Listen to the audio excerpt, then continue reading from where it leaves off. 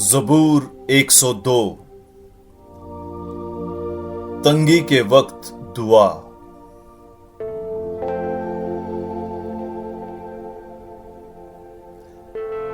ऐ खुदावंद, मेरी दुआ सुन और मेरी दुहाई तेरे हुजूर पहुंचे। मेरी मुसीबत के दिन अपना चेहरा मुझसे छुपाए ना रख। जिस दिन मैं तुझे पुकारूं, तू जल्दी मेरी सुन ले, क्योंकि मेरे दिन धुएं की मानिंद गायब हो जाते हैं और मेरी हड्डियां आग की तरह जल जाती हैं। मेरा दिल झुलस कर घास की तरह सूख जाता है। मैं अपनी रोटी खाना तक भूल जाता हूं।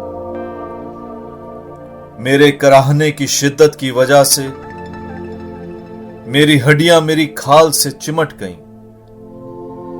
मैं बियाबान के हवासिल के मुशाबे बन गया हूं। मैं खंडरों के चुगत की मानिंद हो गया हूं। मैं बेदार हूं, मैं कराहता हूं, उस चिड़िया की तरह जो अकेली छत पर हो।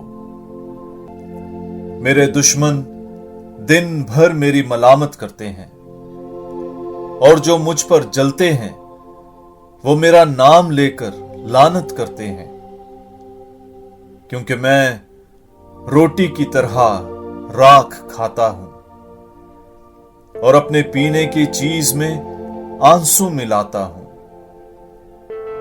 ये तेरे गजब और तेरे गुस्से के सबब से है, क्योंकि तूने मुझे सरफराज करके पस्त कर दिया है। मेरे दिन ढलने वाले साए की मानिंद हैं और मैं घास की तरह सूख जाता हूं। लेकिन तू आए खुदावंद अबद तक कायम है और नस्ल दर नस्ल तेरा जिक्र है। तू उठ और सेहून पर रहमत फरमा, क्योंकि ये वो वक्त है कि तू उस पर तरस खाए,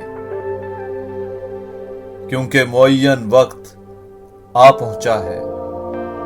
क्योंकि तेरे बंदों को तो इसके पत्थर भी अजीज हैं और उन्हें इसके खंडरों पर तरस आता है। और ऐ खुदावंद, कौमें तेरे नाम से और जमीन के बादशाह तेरे जलाल से खौफ खाएंगे, जब खुदावंद ने सेहून को तामीर कर लिया होगा और अपने जलाल के साथ जाहिर हो चुका होगा और मस्कीन की दुआ की तरफ मुतवज्जह होगा और उनकी अर्ज को हकीर ना जाना होगा। आइंदा पुश्त के लिए ये बातें कलम बंद की जाएं और जो उम्मत पैदा की जाएगी वो खुदावंद की हम्द करे, क्योंकि खुदावंद ने अपने बुलंद मक़दिस से नजर की है और आसमान पर से उसने जमीन को देखा है, ताकि कैदियों की आहें सुने और मौत के वारिसों को रिहाई बख्शे, ताकि सेहून में खुदावंद के नाम का और यरूशलेम में उसकी तारीफ का बयान हो। जब अक़वाम और मुमलकतें सब फराहम होंगी ताकि खुदावंद की खिदमत करें।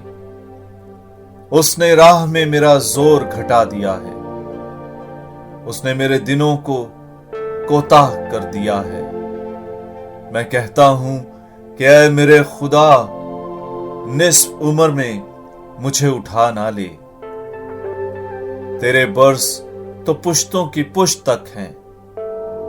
तूने कदीम से दुनिया की बुनियाद डाली। अफलाक तेरे हाथों की सनत है, ये नीस्त हो जाएंगे पर तू बाकी रहेगा। और तमाम चीजें पोशाक की मानिंद बोसीदा हो जाएंगी।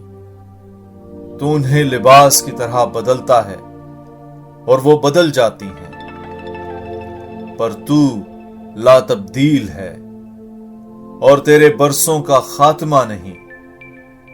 تیرے بندوں کے فرزند امن سے بستے رہیں گے اور ان کی نسل تیرے سامنے قائم رہے گی۔